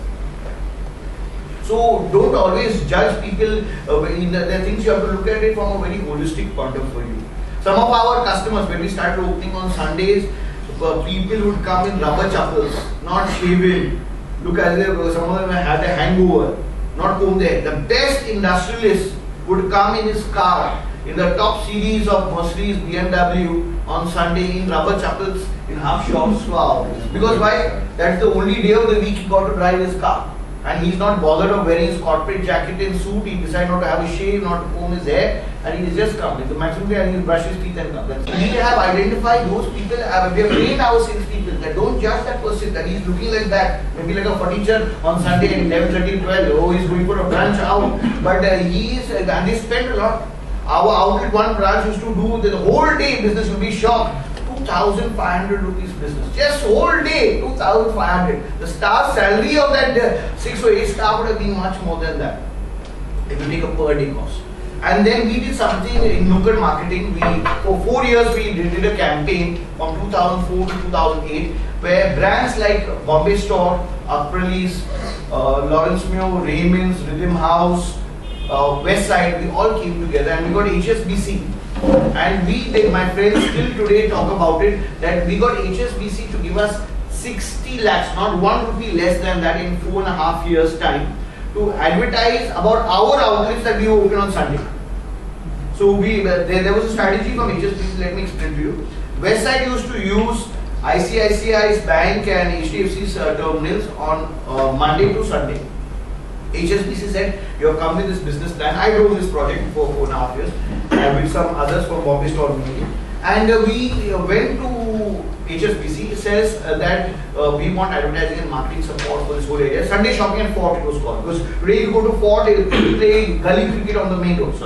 Gully cricket on the main road. And now that outlet does 1.5 lakhs business per Sunday. From 2,500 to 1.5 lakhs. So this is a 4.5 years campaign which we did. And HSBC, I admire them, very smart. They said just one small clause they put in the agreement that you want Sunday shopping on Ford, that all the cards which get swiped should come, that money should come to us on Sunday. Now, if you look at a West Side or a Bombay store or a Raymond's, the best day in certain outlets is a Sunday. So, backdoor entry is not that we use only Google marketing. The backdoor entry of HSBC to get into all these key outlets, 7 key outlets, and Mumbai Mirror was launched. I'll share with you another Google marketing concept. When Mumbai Mirror was a very hush-hush project because they saw competition from DNA, HT coming out, they want to come out with a tabloid more like a midday. So they're launching it. Now, there is a concept in magazines and newspapers that they have a 70-30 ratio, 70% ads. You don't know how much bullshit you are actually paying for. If you look at it, 70% of the newspapers got ads and 30% is the news. If you just cut out all the ads and stick it out and see only the news and stick it out, you will find out there is a 70-30 mix. So they came to us, they knew about the Sunday shopping campaign going on, that we don't have an ad. And in the first 4-5 Sundays, of Mumbai Mirror, we got full and free paid ads. So you think you're seeing the ad, it's been paid for someone, but sometimes it's good bargaining power, you can get it free. So there are a lot of concepts like this. In Mood Indigo and IIT, we always do a certain amount of cash and barter. With Malhar, we do a cash and barter with a lot of festivals. So it's not, it's what you see is not is always paid for. It's our Google marketing is a way of life. In fact, I'm one of the most extravagant managers in Lawrence & Mio, but I've learned and unlearned that you have to be, the joy is when you get it free, you know, or you get it at a subsidized cost, so when you really use a negotiation and bargaining. So Nukkad marketing is actually in your Nukkad. It's like, I don't know, this old Teddy serial, how many of you have watched it? You're all from my era, so I can say confidentially. So in your Nukkad, so does your neighbor, you know, sometimes in a complex like this, how many floors office could be here? I don't think, have you ever gone across and met someone else in the other office? Not all. Not all, but some you have. But there are some you have on your floor. Now on the top floor, have you met someone? No. The bottom floor? Some. Some. Right. So this really shows. So if you call yourself that there is a recession, please first stamp your own feet because you are not aggressive enough. You don't knock on someone's door. What will he say? Arey, don't talk to me now. Talk to me later. Then he will come, he or she will come and apologize to you. So by just giving you a card and telling them what product or service you are and understanding what product and service they are in, and you can do the business in the same neighborhood itself. Yeah. Why go out of the area some 25 kilometers away? You can do business. How many people in your neighborhood are giving you business? This is the whole concept of Nukkad marketing. We practice that very heavily. We work with the Rotary Club, we work with the Lions, we work with the Giants, with senior citizens, we work with the social workers. You won't believe it, I once went on this open deck BST bus and I was taking some foreigners along, again with my happy to help concept, and when we were passing through the Lawrence & Mio, the guide actually gave 3-4 lines and this is a very old established spectacle company and this, that and history and all that very nicely. After the program I just gave the person my card and I took the details of that person. I said when you're a little free and not on these tours, just come and have a tea and coffee with you. And the person actually came. And I could give them all the correct information about the brand. So today, a person who's taking in a chakkar, Mumbai Darshan is getting the correct endorsement of Lawrence & Mio about the correct thing. So that is just a spot and opportunity and take it up. Last thing, recruitment, and happy to help, I've already talked about. So recruitment. We don't really put any ads in Times of India. Times of India is a 10,000 crore company and all of us are responsible for making it. It's privately held, it's not even listed. We are all responsible for making 10,000 crores. It was about 8,200 crores, I think 2.5 years ago. They have grown exponentially and touched crossed more than 10,000 crores. He's smiling, are you from Times, sir?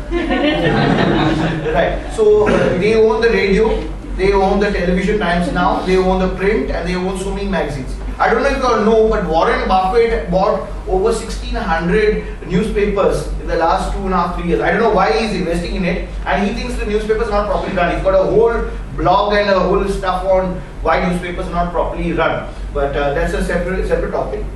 So recruitment is definitely not a cost at Lawrence Mio.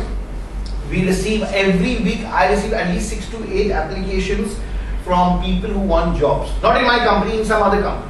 So what I do is I keep them in a folder, people who want jobs, then people who want professional business. And then because I interact and network with so many people who want to employ, someone wants a marketing person there, right? Right. I remember that I've got a very good photogenic memory. I take a snap of each and every one of you all, right? So I send that biodata and CV, and I would say 6 out of 10 that candidate fits that, because I study the profile and I know exactly what the company is looking for. And that's how I always have a bank of CVs and biodatas there. We got only a 2% attrition rate in our company with 1,200 employees. So we are never really, we are using Google marketing even for recruitment. Yes, we do buy Monster and Naukri once in a while for about 4-5 months, and we do search for executive search and buy it. But LinkedIn, how many of you all have sent out an email on LinkedIn? Can you just raise your hands? No. This is not just 2-3 people. I am talking about most of you all have everybody having 500 plus connections. Yeah. But how many of you all have communicated with all the 500? Only 3 hands. 1, 2, and 3. Right. So awesome. I want to acknowledge you all for that. So that's your database, boss. Every Sunday for 2 hours after eating my Sunday lunch, I spend on LinkedIn. Just communicating what has Lawrence done in the last few weeks, what did we are planning to do, and just send out a message. Someone criticized my message. Now I'm going to personalize the message also. And put everything. So criticism is good. Failure is good. Right? I'll just talk about one last failure and it's over. I've got nothing more to say. I want to learn from you all and share with you all. I sent out once 11,000 mailers to doctors. A nice mailer on Happy Doctors Day, 1st July and all that. You know how many people came for that mailer out of 11,000? Only 6 people. And out of 6, none of them were doctors. they were the compounder or the compounder's wife or girlfriend or something like that. I don't know if they were some of the doctor's mistresses, but definitely only 6 people came out of 11,000. And then I was sitting with some people and saying, yeah, 1,10,000, 10 bucks we spent and all that on the mailer, 1,10,000, maybe more we spent and it's all gone down the drain. He said, what a fool you are. You would have asked me about this idea, I told you it's a shit idea. I said, why is it a shit idea? He said, doctor, itna wo freebie milta hai, calculator, ye, wo, stupid voucher, it is off, you think that will tickle him? So I said, yes. So that was the one failure. We did a similar concept which we got some success. We were able to send on Teachers Day, 5th September, a teacher, I told you tips on eye care and just thank the teacher, a little emotion. Indians love emotion, you have to give them emotion. You're the greatest person, you're the advisor, I've been looking for you, you can help me, I can help you, and that's it. You have to have emotion. If you write, dear sir, dear madam and all that and be very uppity, then you should go to England or British or something, you become a Britisher.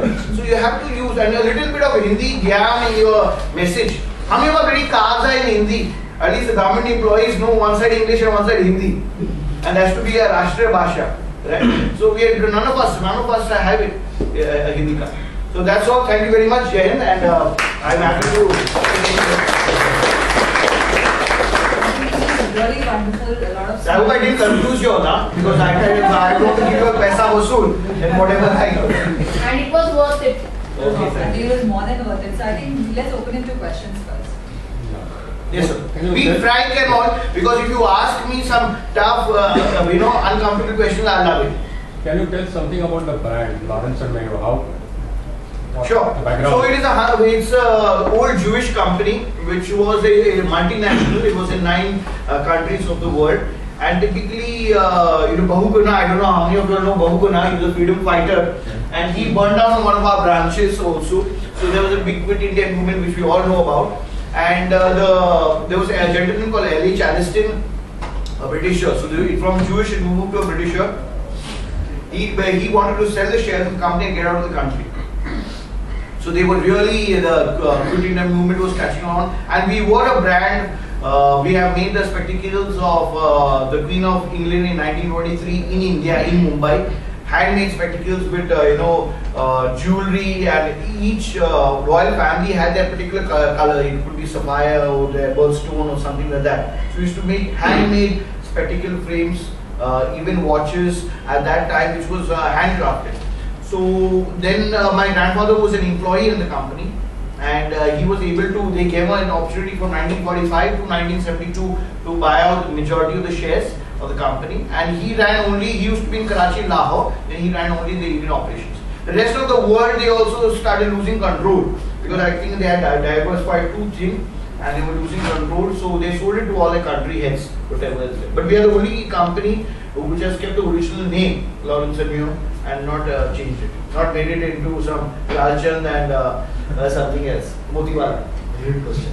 Like, do you have the same name for brand name for both the B2B and B2C business? We- And part two. yeah, sorry. If you like, I couldn't see that from the links, it's like a brand, right?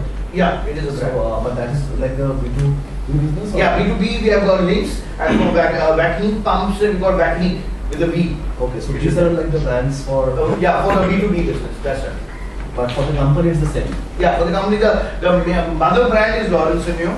LNM is for the optical division. Vacnic is for the vacuum pumps, equipment and systems. And Links is for the range of serving products which we have. Are you going to diversify? Yeah, we are getting to pens, watches. We keep taking interns. That's another way which I don't know why you all don't take it. An intern from a top management college costs not more than 5,000 to 6,000 rupees. They work with you for 2 months. They are really hardworking. We take 5 and 6 of them at the same time in one city. So at least there are 3-4 cities we take them. And we are getting into also audiology products now. So pens, watches and audiology. In engineering division there is always diversification, new products being added in it. Yes sir? Yeah. So overall, I think it's really good examples of a lot of out of the box thinking. Like great ideas we never thought of. But I have 2 questions, maybe a little bit of criticism. Please go ahead. But it's like the first question is going back to the college example. You said like how you went to and you were asked to wait for 2.5 hours. So I mean, you could do the letters thing for like if you are an established company, but for like startups, how do you convince them? Like you went with a problem in the letter and said, you know what, whatever students face problems, and then actually that's what you targeted, right, in the letter. But then how would a startup try to differentiate themselves with that example? Sir, I'm telling you, you have got a complex, not personally, about your brand. And no, not many people know. In a B2B business, not many people, we are doing it, just cross fertilization. A lot of engineers who buy our engineering products sometimes don't wear spectacles from Lawrence, and they don't even know we have a spectacle division. There are a lot of engineers, civil engineers and engineers who come to us for spectacles, don't know we have an engineering division. So we are doing a lot of cross-pollination of people from one sector to the other. All my engineers now give a gift voucher for eye testing to our people. So we are internally realizing. So I'm telling you, most principals and directors are very sensitive people, right? They have got too much work, administrative. In fact, they don't lecture anymore. They don't teach. They just have qualified administrators. So if you write to them, whether your brand, whether Ratan Tata writes to you, anybody, a letter is a letter. We shouldn't get so caught out on the logo and whoever. You have to see the contents and what you're putting across. So if you write a powerful letter which touches, moves and inspires, even if your product, after all, what is the product you're trying to push over? So it's basically a mobile payment solutions to primarily banks. So like if you scale your example, which is more like, institutions, if you will. Right. If you take it to the banks, they talk about, we need referrals, we need references, a contact with which you go to them. But if you just walk in or like send them a letter, I mean, how would they acknowledge? Now let's take his example. How would I tackle it, right?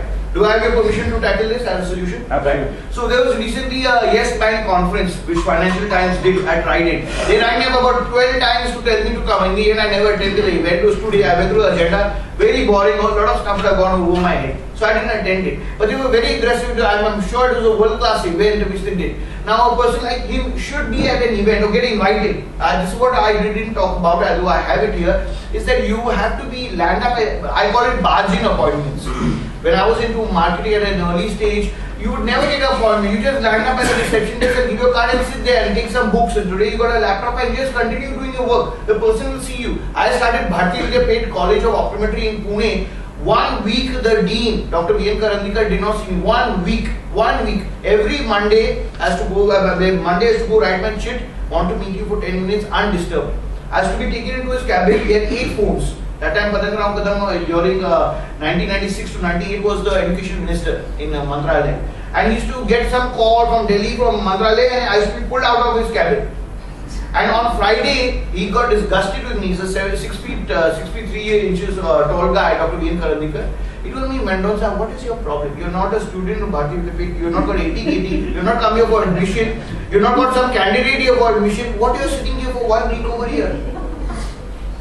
And you won't believe it, the absolute truth of the Bhagavad Gita, Bible or anything, he came to my house, I did reverse marketing. I said, sir, a dean of a medical college, I stood up within, I didn't even have much time, I got so used to that black sofa, I relaxed and sometimes sleeping on it for 1 week.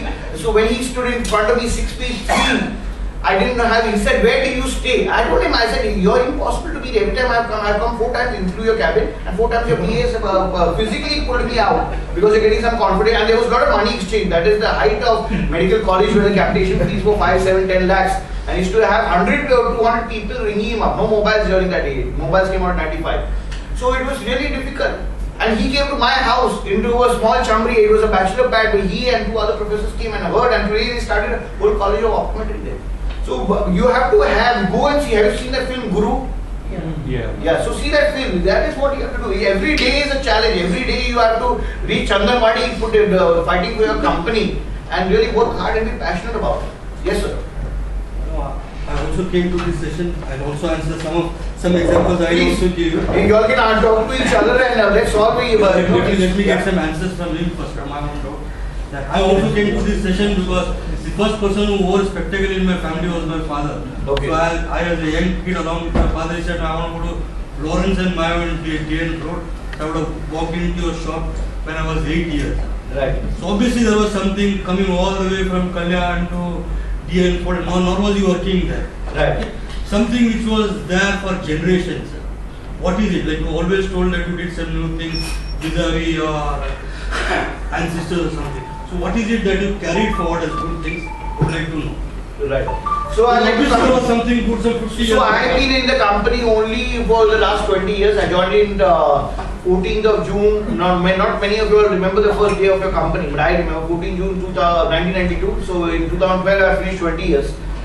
One thing which has been, I have reflected on this, has been the constant training programs which we've had in our company. We've got 9 training centers, full-fledged training centers in our company, and every of the employee, or 1200 of them, goes through 4 to 6 programs minimum per year, sometimes 8 to 10. They get fed up a little bit of a training. Each of them got an individual training calendar, and so much of stuff goes into them that they all become brand ambassadors of the company. And I think, training has been, thank you. Training has been a passion. So even when you were 8 years old, sir, I may have not been born, but there's always been that training at Lawrence. It's been a continuous process. Nothing new I started. Just to answer to this, I give a very good example of Guru. I'll tell you 2 stories. One, my own personal experience. People thought that it is easy for Sundar to do business. For me also to get appointments. The work at a CXO level or a board level, it's been tough. People really don't give appointment. But he said it rightly, the young generation really do not go and sit in a chair for 5 hours 1 week. So when I had a guy, nothing doing, go to field, find the contacts, do your, but you don't go to an office, spend your time unless you have done a homework about the customer. And after that, if you have to sit for 1 week as he did, 10 hours in a day, trust me, people do give you appointment, they hear you. And I have got customers that we have chased people for 1 year, but they said only this is the company will give order. Nobody, and we have got competition from Salesforce.com, SAP, everybody. And being adamant, saying that they wanted free of cost. I said, no, I don't give free of cost, so nothing comes free. So the worst of Madu guys in business was they talk sense there, we must give them money. So even the POC was done with money. Companies such as Chorus, Suzlon, we did it. And if we deliver, then we say that okay, SAP is charging for 3 months this much money. I said, no, we'll finish it off in 45 days. They've released POs for 3 months. We did it in 45 days, collected money for only 45 days and walked out. So it's tough. Coming back to the example of Guru, this is a live example. Okay, people talk about Dhirubhai Ambani. I was a very big shot in a big company. I won't name it, but if you look at my resume, you will come to know. So I was sitting with one of these executive assistant of the father of the current chairman. They said, Sundar, kursi mein kaun baithta tha aapka? Kaun baithta tha? पता नहीं sir मेरे जैसे आदमी some employee he must be sitting there for सालों साल बैठा था सोचो कौन रहेगा सर क्या हो सकता है आप जैसा भी सेकंड जनरेशन काम कर रहा है somebody like you he said no सोचो जरा और सोचो and on that day there was another big chairman a very big guy in the IT industry himself he is Azim Premji was coming तो sir मजा देखो बोला कौन हो सकता है बोला धीरूभाई बैठता था for 1 year sitting there on the sofa, trying to get an appointment from morning 10 o'clock he'll be there till evening 6 o'clock. And in those days, as I said, there are no notebooks, no mobiles, nothing. And this guy should never meet in toilet. Tables turned. And the way he behaved afterwards, he was literally killing all the textiles guys. All of you must be knowing, he killed Orke, he killed Vadiyas in textiles, everybody. This guy said, boss, now this is jittery. I have also got textile business. So he immediately called Dhirubhai Sahab, mujhe aapse milna hai. What did he do? From Churchgate to his office. साहब आप मेरे को phone कर रहे हो, कभी भी आ जाओ, दरवाजा खुला है. 15 people organized. So right from the lift when he got down, there's a guy who picked up his bag. So नहीं सब bag लेके जाएगा. And literally they carried the bag till the office. Special lift, director's lift, so visitors lift. वो visitors lift में ऊपर गया. Thiruvo was standing on the door, fell at his feet. साहब, you are my idol. All you have to come here, come in. It's a huge cabin. वो लोग कुर्सी में आप बैठोगे. So he was sitting in the नहीं possible नहीं. बोला नहीं आप उधर बैठोगे, मैं इधर बैठूंगा. Heard him. What did he do? Slapped him on the face. One view is that. Second is he was really my idol. I really struggled, and I know he has now come for help. That you have killed literally everybody, but not me. Okay. But you also taught him a lesson, saying that when I was nobody, I had this driving ambition. What he was speaking about, that मुझे successful. He never touched that company. That company still exists in textile. Sir मैं आपको नहीं छूऊंगा. कौन हो रहा है? What is the incident? आज अपना chairman ये इसलिए कर रहा है Azim Premji को. So when Azim Premji used to come in a very ordinary car. So there used to be a special lift, bag being taken to the top. I mean this guy is obviously 10 times bigger than Azim Premji's business. But that same thing I mean दोबारा किसी के साथ नहीं करना. But I told him.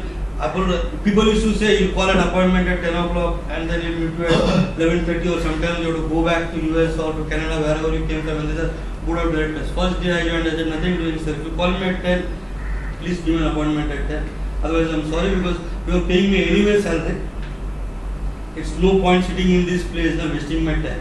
Obviously I can use my notebook, mobile, do some calls. It is distracting to me but the chairman really heard. So with me it was never like that. Many of the times we ourselves do not have this spine in us with conviction to tell the other person saying that this is the value I will tell you.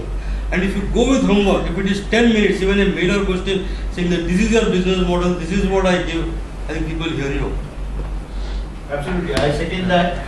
It's a you That have is to do your excellent thing. homework and For the first time I probably heard somebody saying that you must speak with conviction. Have the guts to say I don't want to meet you. Never mind.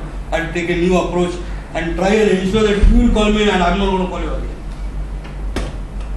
So two cases where I showed you, the Vincent College and the Bharati Vidyapit College in Pune, Kadrej, Dankawadi, where we did reverse engineering and got the people to meet us instead of we chasing them. So there are a lot of opportunities, a lot of people from the finance sector. So actually if you are all grouped together and do a talk in a lot of clubs, we do programs in CCI club, radio club, talk shows, connect database, then market after that. So there's no dearth of business to organize a program. Sometimes the clubs also sponsor the snacks, so there's no cost for you at all in it. Is there any other questions? Yeah, where does the brand kick in? I mean, it's a new startup, and how does the brand actually take off? See, we get too caught up with the brand. If you last, typically like a Gujarati businessman, if you last for 3 years, you will be in business. Okay, 1,000 days as they say. So if you see one monsoon or two monsoons and three monsoons, you will definitely last in business. And then it doesn't mean after 3 years you will, then you have to start tweaking it. Yeah, the third year I think is a day you can tap yourself on the back. 5th year you have to do something. Trust me, because I'm in retail. In 5th year, if you don't do some sort of innovation, renovation, some awaaz, some masti, some magic, you will tend to be complacent. So 5th year, 7th year, very important. These are all milestones that is I have seen practically. If you don't ask me numerology or any explanation, I don't have it. Yes, sir.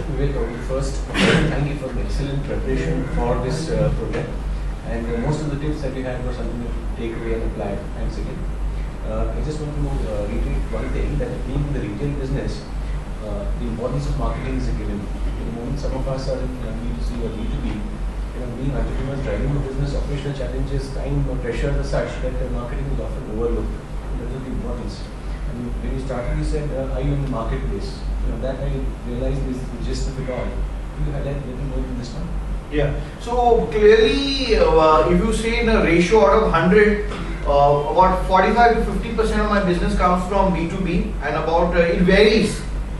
In some years, government buys. Government is a major customer of ours, and the private sector. So some years, our engineering business does much better than our optical. And the middle the SEZ. Now in the last few years, 1.5 2 years, we've not heard of SEZs, but a lot of big SEZs. A new town is being put up in Nagpur. Have you heard of it? It's called Mihan. And coding and everyone's taking 200 hectares and everything like that. So we are very much included on wires. Coming very specifically to you in B2B, so I understand B2B very well. You can't be in operations and marketing and everything like that. You have to have at least 2 or 3 team members. How large is your team size, sir? We are less than 15. Less than 50. So you have to see the forte, you have to arrange for 15 people on a sheet of paper who's good at what.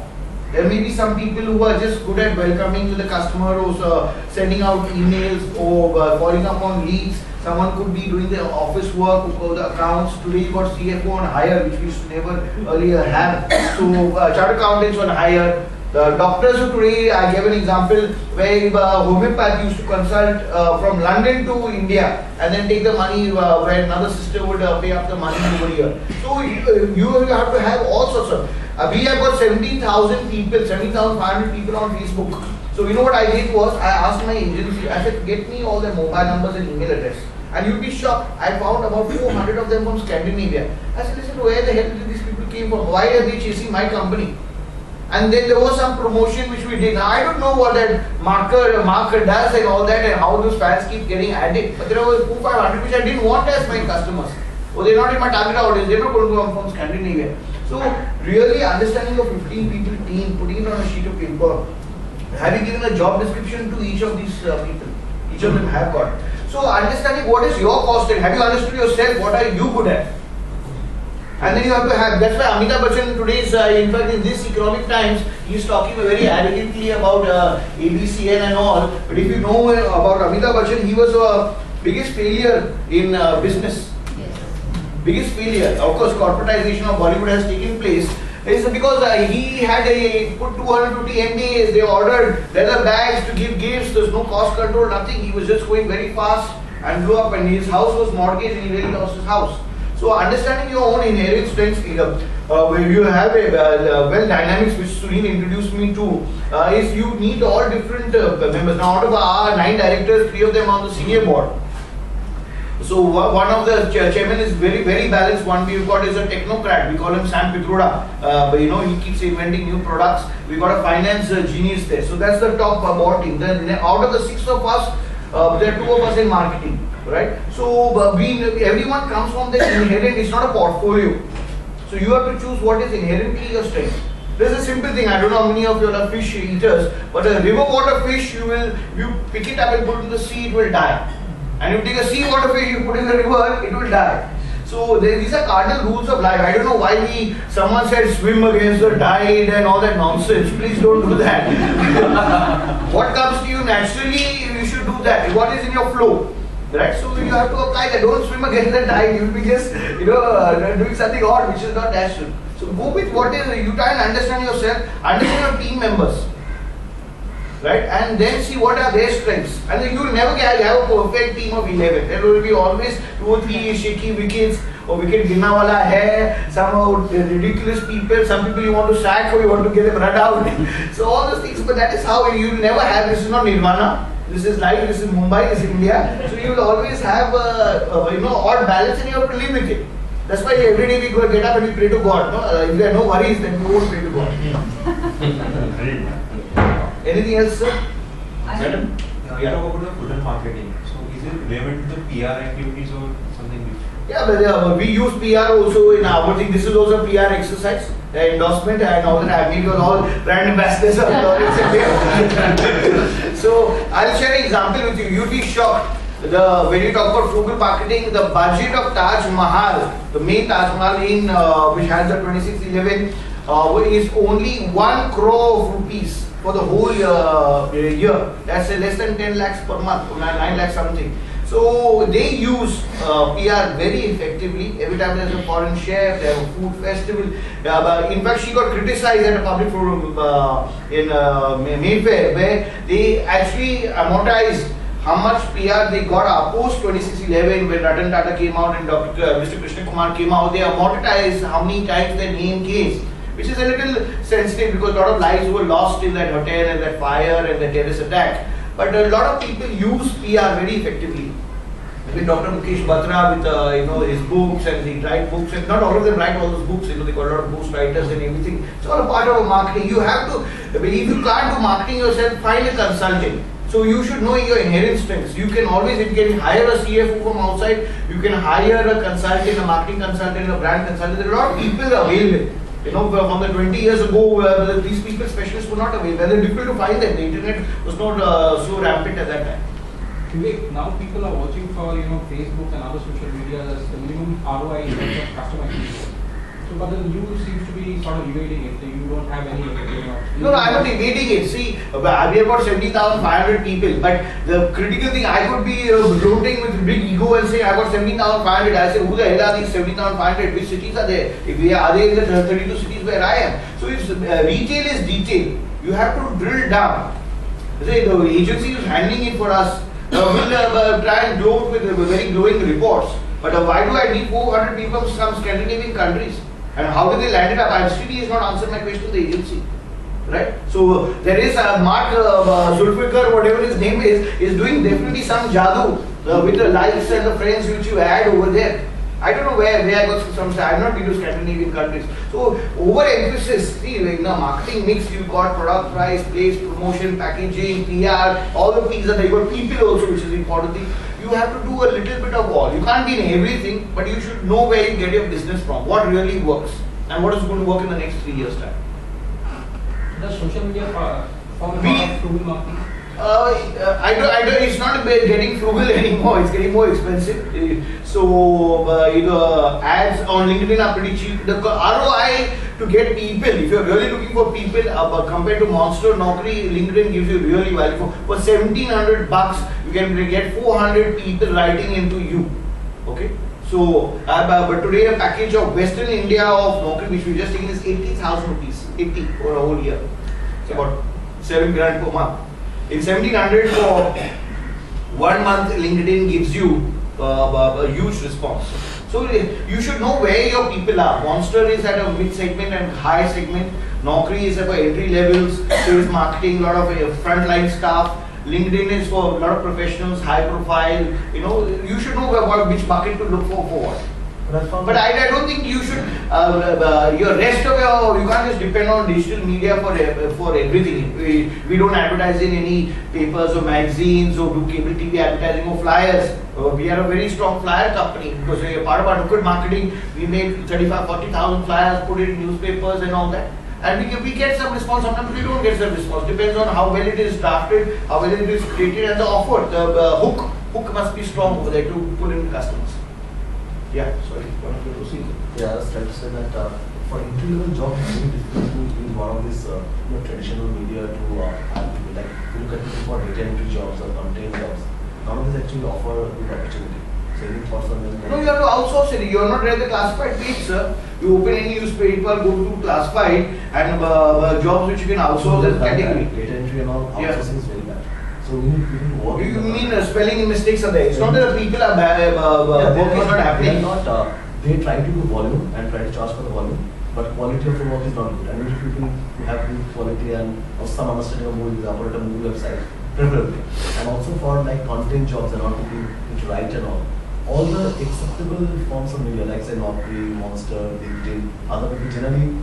Other people are looking for high-end jobs, or maybe they price them out of the market. I mean, a lot of people, when I can pay say 50,000 or 20,000, they ask for 50,000. No, so the best people, 1,200 of our employees, we have a system where you get an employee, he lasts for 2-3 months and company get 1 month's salary. We do that and we pay very promptly. So we don't have a time where we are really short of any staff or a major problem. That's one. Secondly is Tatas have done this where they've got an entire housewife as counselors, as working their second career, second innings they call it. So that is a whole big, we did it also in LNM. when I had some staff problems in certain cities where we used to pay good commissions and really some good bonuses per week. We had a whole group of young people, very good in their sales and marketing, but they used to always go on some boost trips and everything like that, and even the whole atmosphere was not what was required. And I got just fed up. We brainstormed with the HR head and a few others, and we said we want only married women to work in these certain location branches. And we said, okay, married women who want a job, who had earlier a 9 to 5:30 or 10 to 6 job, we will take it. Doesn't matter 2-3 hours of retail, the rest of the skeleton team will manage. And we brought in that discipline. So every problem what you have, if you have to sit with a group or come into tie and just brainstorm it, solutions emerge. So how many staff do you have currently? 11. So use the 11 people first. Come out with a poster. Actually, we have tried all those things also, and but have you put it in writing to them? You just talk to them. I can bet you are not put it in writing. Yeah, no, you are just verbally communicating. But we talk to them like some of them officers, how we talk to them quite regularly and all. No. See, that is the difference. This is where the slip between the cup and the lip takes place. Staff also evaluated. When a new staff joins you, he is checking you and up and down. He's checking your office. He's checking your canteen. Do you have a canteen? He's checking the air conditioning. He's checking the toilets. He's checking how close he is from the railway station. Today, your staff are evaluating you more than you are evaluating them. So if you give it in writing through an inter-office memo and make everyone sign that I am going to have this policy out of 11 that you want 4 more people, this is the salary, this is the job description or job specification, this is the salary you pay, and I will pay you instantly. If the person asks for 1 month or 1.5 months, immediately check on the spot, you just see the results. Just do this. Because this is where we as entrepreneurs lose the touch. Retail is detail, and between the cup and the lip, there's always a slip, and that's where we get it wrong. England does not have a constitution. We talk about respected Dr. Ambedkar and writing constitution, but England does not have a constitution. But they are a more disciplined country than India is. We have got a written constitution, 5-year plans, 7-year plans, and everything like that, but we don't follow that. There's no implementation. So implementation is the golden rule. That's how I came out of this rule, out of frustration with my managers. I said, don't ask me what tea kettle, what jal gaya, 3,200 rupees. I said, why are you asking me for a sanction for up to 50,000? Don't bother me. If you want to rob the company, one day we will detect it. If you want to put some bills, and we have made 2-3 people sign the bill. So unless they all decide to form a club over there, that's the only time they will form a team, then we can get higher fraud. But we don't have any major frauds happening. So we empower them, take the decisions. How are you guys looking at e-commerce as a company? What is your personal view? We have an e-commerce portal. It's a very, I would say, just a first attempt at it. I don't think really e-commerce is when you trust a brand, you've already made a purchase and you want to make a repeat purchase and you want to save yourself of time and convenience and going. We have got a lot of foreign and NRI customers. It will catch on, but it is more to the younger generation. And you can't really have an accurate eye test online and send you a prescription and you require the 2-3 distance. So there is limitation for watches, pens and stuff like that. It will work. For an OTC product, over the counter product, it will work. But the fun, when human being is down, you send them shopping and they will come back. Shopping itself gives you a high. That atmosphere of that fragrance of the perfumes, of the coffee, just seeing the lights and all gives you a good feeling. That's why window shopping is definitely a good hobby also. So in US market, there were a lot of brands which are like 100-year-old, and eventually the online model. Yeah, they are more mature market. It will happen in India, but in the next 5 to 7 years time. We are already ready internally with it. We've already got our e-commerce portal and everything like that. We're putting more brands. See, it's not that easy. Everyone says get on to e-commerce. It's like running a virtual whole shop. You have to have logistics, cash on delivery. Cash on delivery is the biggest jerk. This is the next bubble which will burst. Your Jabong, Flipkart and all these people and all. Just high evaluations, 3,000 employees and all that is the next bubble which will burst because they will not be able to sustain. Half the time what is happening, you are not reading the magazine I am reading. The people takes the delivery of the products, close the door and doesn't open it, and the poor guy, courier guy is standing over there, paisa cash on delivery, mila hi nahi. That's a bookshop in Mumbai, which sources from Flipkart and resells it. So I hope I gave you effective stuff on simple ideas. You don't require to spend any. I never talked about taking out a checkbook. In any of my examples, there's no checkbook required, no money, no demand after pay order. Even if you don't have the inherent strengths, search for a consultant. There are a lot of people over there out to help you and give you ideas free of cost. And the main thing is to take that idea. So many of my ideas, sometimes in my talks, my competitors are also present. But I smile at them because they will never implement any of the ideas even if I give them free. So there's no use. Even they could take the economic time and say, साला विवेक ने भेजता है ये CEO को वो भी चश्मा पहनता है, हम भी भेजेगा उसको. विवेक ने 10% भेजा, हम 25% भेजेगा. ऐसे तो उसका एड्रेस ढूंढ के निकाल. They will not. It's not very easy. A lot of background work. Just an unknown CEO, you see his picture, find out. He is the chairman of Punjab National Bank. Now, where does the chairman of Punjab? Does he sit in Punjab? Does he sit in Delhi? Does he sit in BKC? I don't know. But my secretary knows how to find out. You don't practice what you preach. Yeah, why? You don't wear spectacles. I got sunglasses over here, so don't worry. So I think this was a fabulous session. You all can stay and mingle, and I think Vivek, I don't know how much time you have at hand. No, I'm cool, I'm relaxed. So in case anyone wants to hang and just chat a little bit more, I think this was a fantastic session today. Thank you so much. This is a small token, Vivek, from Thai and all of us here. This is a small contribution that we make towards midday meals because a lot of us people are quite taken with the stroke if they are not doing that. And just before you leave,